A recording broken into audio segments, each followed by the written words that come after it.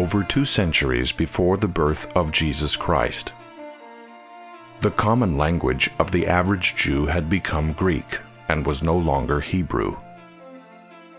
Because these ancient Jewish communities sought a version of their Bible, or Hebrew Old Testament, in a language they could understand, the Greek king of Egypt, Ptolemy II, assembled 72 Jewish scholars to translate their Bible from Biblical Hebrew into Greek, for inclusion in the great library of Alexandria, and for use by those who longed for the Scripture in what was then their modern language.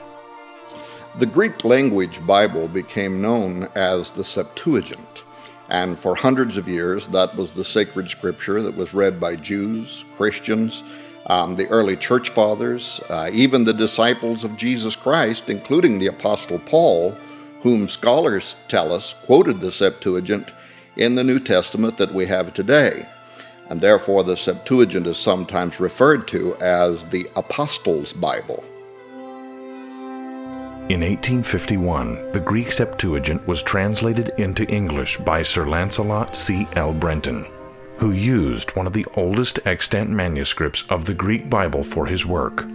This version of the Septuagint has remained the standard of use by many scholars and students of Scripture throughout history, and is now, for the first time from Defender Publishing, available as the 3rd volume in the popular Researcher's Library of Ancient Texts.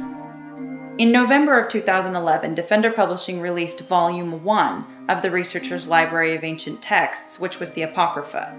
There was a significant inpouring of requests for the consecutive volumes from a very eager public. So as a result, we decided to go ahead and release Volumes 2 and 3 together instead of staggering them apart by a year.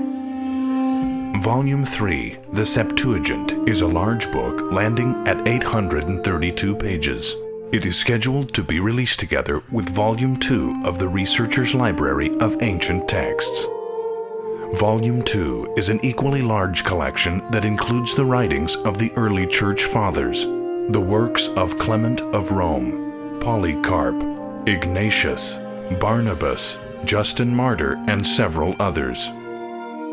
Now you too can have a trustworthy version of the early Bible that was read at the time of Christ, his disciples, and by the early Church Fathers.